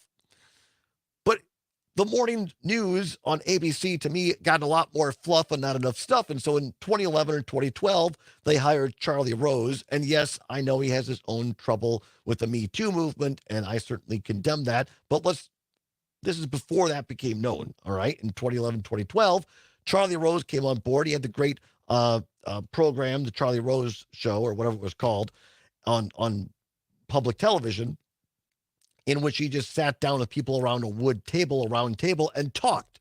And so that's where the round table at CBS this morning, when it was first overhauled in 2011, 2012, and so you had Charlie Rose and Nora O'Donnell, and then in the second hour, they would bring in Gayle King. And it was focused on less fluff and more stuff and real conversations. And that's where I started watching it all the time. Well, now, of course, you've got Gayle King as the main anchor, and Nora O'Donnell left for the evening news, and Charlie Rose got canned as he should have. And now you got Gayle King and Tony DeCopel and Nate Burleson. And they do a fine job. I think they moved to more fluff instead of the stuff, but that's beside the point. So this interview last week, one of the co-anchors, Tony DeCopel, doing the interview with this author who wrote a book with a decidedly point of view that was pro-Palestine. And I don't want to get into that right now. That's not the issue here. The issue isn't the Israeli side or the Palestinian side. The point is that this particular interviewee had a very one-sided point of view. And so Tony DeCopel asked the question of the author and said, quote, why leave out that Israel is surrounded by countries that want to eliminate it? And he goes on to say, look, I have to say, when I read the book, I imagine if I took your name out of it, took away the awards, the acclaim, the content of that section would not be out of place in the backpack of an extremist, unquote. So all he was doing, in my opinion, Tony DeCopel was saying, look, you're giving one side of this. I'm just asking, why did you leave out the other side? And the author was free to say, because I don't feel there is other two sides or whatever. But Tony DeCopel just asked a question.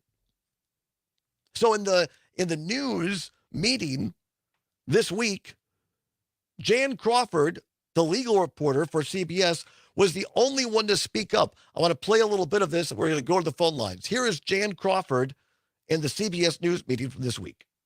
I mean, and it's October 7th, first Monday of October, too. And normally I would say happy first Monday, but I feel like, that's totally inappropriate to say on October 7th.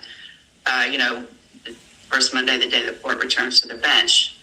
So I guess it sounds like we're calling out one of our anchors in a somewhat public setting on this call for failing to meet editorial standards, or I'm not even sure what. I don't understand how Tony's interview or any of his comments that he's made with anchors failed to, meet our editorial standards that obviously go back to the days of Murrow and Cronkite, which of course I thought our commitment was to truth. And when someone comes on our air with a one-sided account of a very complex situation, as Coates himself acknowledges that he has, it's my understanding that as journalists, we are obligated to challenge that worldview so that our viewers can have that access to the truth or a fuller account, a more balanced account. And to me, that is what Tony did. He challenged Coates' worldview, his one-sided worldview. Coates got to respond. It was civil. I mean, I'd have to look this up. I don't know if I'm quoting it exactly, but I read the Washington Post and they said it was calm and, heartfelt. I think those are the words they used. And so, I don't see how we can say that failed to meet our editorial standards. I mean, I thought our editorial standards focused on, and when we announced this in a public setting, which I understand you say you've addressed it with Tony. I don't know what that even means, but, it's when we fail to, or when we broadcast false information, or we don't adequately verify something, which we have done in the past, and we've acknowledged that. But here, I think Tony did the opposite. He prevented a one-sided account from being broadcast on our network about a deeply complex, as you said, situation that, completely was devoid of history or fact. And as journalists, it seems to me that's what we have an obligation to do. And as someone that does a lot of interviews, including on controversial topics with public figures, I'm not really sure now how to proceed in challenging viewpoints that are obviously one-sided and devoid of fact or history. That's Jan Crawford. That's Jan Crawford. Stop it there, Zombers. We might come back to it. Jan Crawford, chief legal reporter for CBS News, in this CBS News meeting challenging the head news president of CBS over what Tony DeCopel said. And I thought it was so well spoken and so well said. And now we're going to go to the phone lines in a second. According to the Hollywood Reporter, the chair of Paramount Global, Sherry Redstone, is backing CBS Morning's co-anchor Tony DeCopel after a contentious interview last week. She said, quote, I frankly think Tony did a great job with that interview. I was very proud of the work he did. Yes, as hard as it was for me to go against the company, I think they made a mistake here. 855-752-4842, 855-752-4842. What do you think of the legacy news media, such as CBS, ABC, NBC? Do you think they're getting it right? Or is it the reporters like DeCopel and to a larger degree Jan Crawford who are trying to maintain that Murrow Cronkite standard And you're getting these entertainment people now trying to take over these legacy news organizations. 855-752-4842. Joe, listening in Milwaukee on WAUK. Joe, thanks for calling in. What say you? Thanks for taking my call. I just wanted to state, too, I feel that those legacy broadcasts, the news broadcasts, they certainly have a liberal bias and have for a long time. But I think what it's important that people should remember is that you want to balance your sources. You want to get both sides.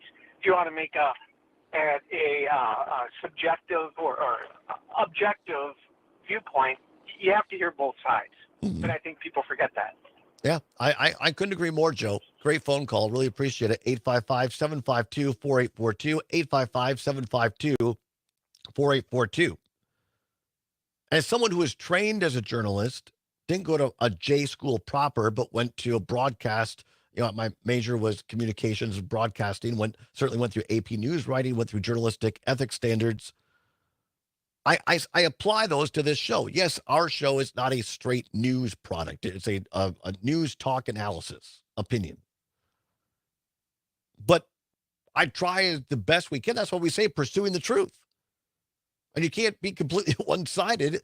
If you're pursuing the truth, you have to ask tough questions. And that's all Tony DeCopel, in my opinion, was doing. Tony on the YouTube saying accuracy and a full understanding of context should be the top concerns of legacy media. It can't all be about access and avoiding upsetting one side or the other for fear of losing access to them. Totally agree. 855-752-4842. L.A. Tom calling in from the West Coast. L.A. Tom, thanks for listening. What say you? Yeah, Todd, I think that they are all corporate. They're not left or right, but they're corporate. And years ago, when they moved CBS News into the entertainment division, that was part of the downfall of CBS News. When you have Les Moonves, who was the head of CBS, saying that Donald Trump may not be good for the country, but he's damn good for CBS. That right there shows you that there's some that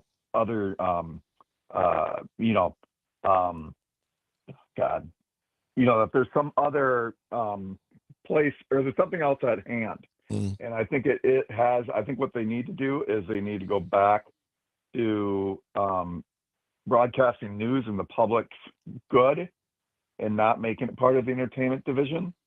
And I think also what they need to do is, they need to make it where advertising is separate from the media, because you'll never hear a media story ever about the, problems with pharmaceutical companies. You'll never hear that. And for the guy that called before that said he thinks that it has a liberal bias, I'm sorry, but that is a old Rush Limbaugh tripe. And I believe that it doesn't have a liberal bias, it doesn't have a conservative bias, but it does have a corporate bias. And they're going to do whatever it is that's good for the corporation at the end of the day. There are people, however, I will say where it does have a liberal bias probably is more on the social issues, whether that's gay marriage, whether that's those types of things. But at the end of the day, they need to get back to asking who, what, when, why, where, and stop with opinions and stop with anything that has close to do with a personal opinion. I think is part of the problem. I think, we had last week, we were honored to have, we're out in Los Angeles, in your town there, covering the USC Badger game. We had Kelly Call on, in mostly the context of this great new movie, by the way, Just a Bit Outside, in theaters now, the story of the 82 Brewers, at least for this weekend. So go see it. A great time, a great chance to plug Just a Bit Outside. But of course, Kelly is a former president of CBS Entertainment. And he worked, I know, very well with the then president of CBS News, Susan Zelinsky, who was the subject, who was the consultant. That whole show, our movie Broadcast News, the Holly Hunter character was based on Susan Zelinsky. And so I think what you bring up, Tom, agree or disagree, is that there are people like, and I don't pretend to know Kelly Call super well or be his best friend, but I've had the opportunity to interview him a couple of times. And I think people like Kelly and Susan Zelinsky and now Jan Crawford at CBS, you can have great individuals within a company who try to maintain the integrity and standard. But at the end of the day, to your point, as these organizations become more and more corporatized, if that's a word, that there's a division in missions there, right? Between making money and streaming and good people just trying to bring people the straight news. Absolutely. Just think about the number of times that they've talked about getting money out of politics. That would be never, because that's their advertising dollars that are coming in from politics. With Citizens United and with Buckley versus Vallejo years ago, and the Powell document, the Powell Amendment. These are things where you will never hear the corporate media talk about. They'll almost praise the fact that people are putting so much money into a campaign. Appreciate the call, Tom. As always, stay with us more on the other side. It's the Todd Allbaugh Show for a Wednesday, October 9th, 2024. You're listening to the Civic Media Radio Network.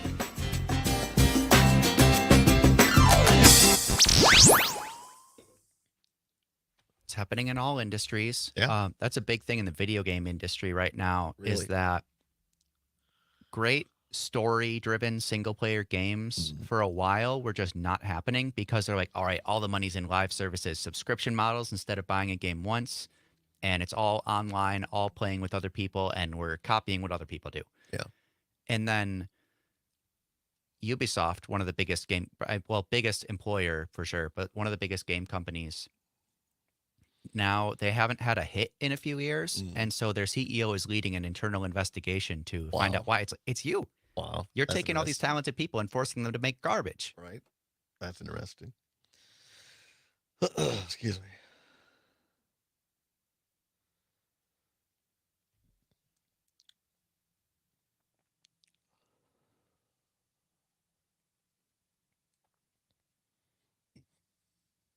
Visit izervay.com. That's IZERVAY.com. The John and Gordy Show. How can anybody complain about public education? It's ridiculous. I mean, it's really, really come a long way since I was in school. But at the same time, looking at private schools, that doesn't really help. They don't have a great track record. In fact, they have a horrible track record. They act like because there are some problems with public education, they can ignore all the problems in private education. Weekday mornings 6 till 8 on 92.7 WMDX and the Civic Media app. The Maggie Dawn Show. Congresswoman Summer Lee. The American Stability Act doesn't just address the need for raising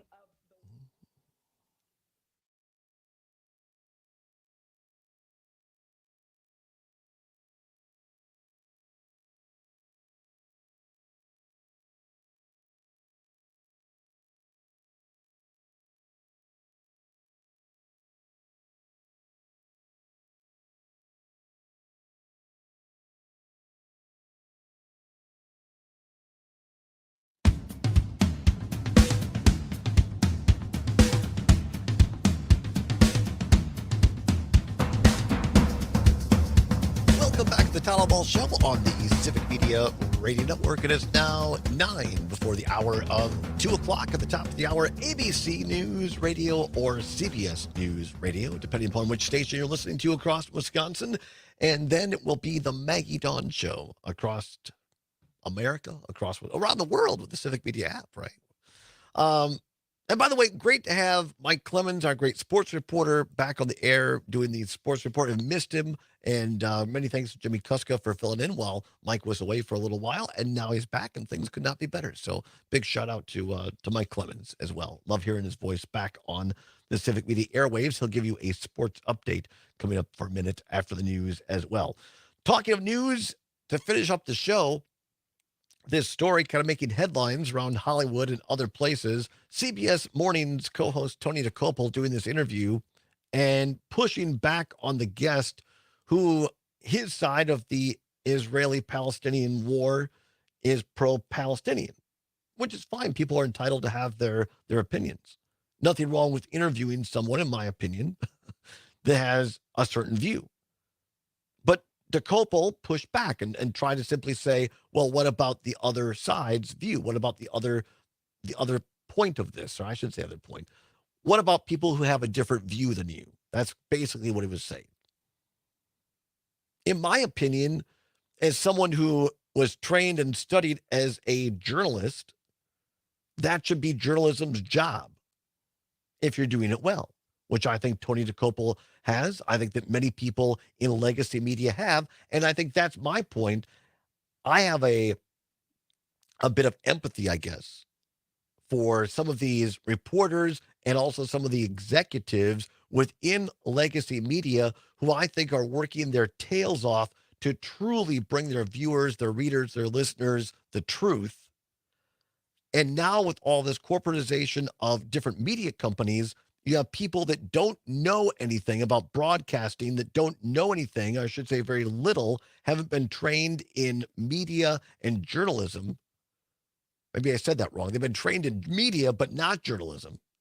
And so they're missing the boat when it comes to how you actually incorporate journalistic integrity into reporting. A lot of people who read newspapers or look at newspaper sites, you see the headline. And the headline might be kind of to grab you, to click on it if you're reading electronically. And people say, well, that was a terrible headline. I clicked on it and it had nothing to do with the story. That reporter is terrible. But what most people don't know is the reporter almost never writes the headline. That's up to the editor. I see it all the time where somebody's like, wow, that's a misleading headline. And then they go on social media and be like, I did not write the headline. Right. And I think what we're seeing here is similar to at CBS. Tony DeCopel just trying to do his job. And thank goodness for Jane Crawford. I mean, I've always liked her as a reporter at CBS on legal matters and other things. But here now, however it happened, we get the audio from this internal CBS meeting. And Jan Crawford could not have been nicer. She wasn't swearing. She wasn't yelling. She was just asking pointed questions to the CBS news chiefs. Look, if Tony DeCopel, if that isn't what we're here for, to suss out the truth and ask pointed questions, then like, what am I doing? And the call ended, or that portion of it ended, if you listen to the full 5 minutes or so, with Wendy McMahon, one of the CBS News chiefs, basically saying, I'll give you a call and we'll talk about it privately after this meeting. Which is exactly what you expect to hear. From an executive like that, right? So people off the text line, if you want to call in, a couple of minutes left, 855-752-4842, 855-752-4842. Matt, listening in Middleton on WMDX, says, I would say that corporate media is very kind to the right because they see the American public as center-right and they like low taxes, unquote. Might be a little truth to that, right? There's certainly, I think there's a feeling that certain major news organizations are fearful that if there was a second Trump presidency, that their licenses could get pulled by the FCC under what Project 2025 lays out. And they're not wrong about that. Steve, listening on WAUK in Milwaukee, says, breaking the Logan Act calls for 3 years in prison. Well, Steve, maybe you missed, was it yesterday or the day before, Zommers? It was yesterday, I believe. Yesterday, we talked extensively about this in the show, and that's for another day. We'll get back to it with Trigby. The fact that Donald Trump appears to have broken the Logan Act by talking to Putin after he was out of office. But yes, I agree. Steve, listening in Milwaukee on this subject, says of this corporate media, it's all about these buyouts. The top executives are deciding what Americans are allowed to talk about.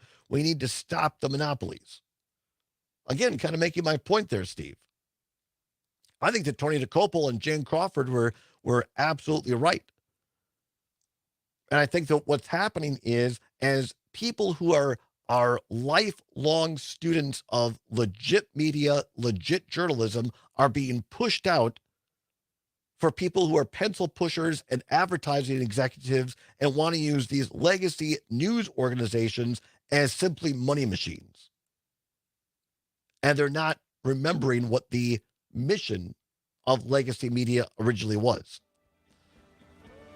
Another listener on MDX says, mainstream media is in the wrong. You shouldn't give Nazis equal time as they continue to do. Trump and his ilk are that. Also, Kurt in Madison, listening on MDX, says, Find me someone on the right that will have an honest conversation. Just saying, Kurt says. I think maybe Shepard Smith did at Fox for a while, but he got canned. Neil Cavuto, maybe at Fox sometimes. Anyway, great show. Pat Kreitlow, thank you very much for being here. Mr. Zomer is doing great work as always. And all of you for listening. Whatever you're fighting for, whatever you believe in, do not give up. Keep banging your drum. Stay tuned for Maggie Dawn next. And they will hear you.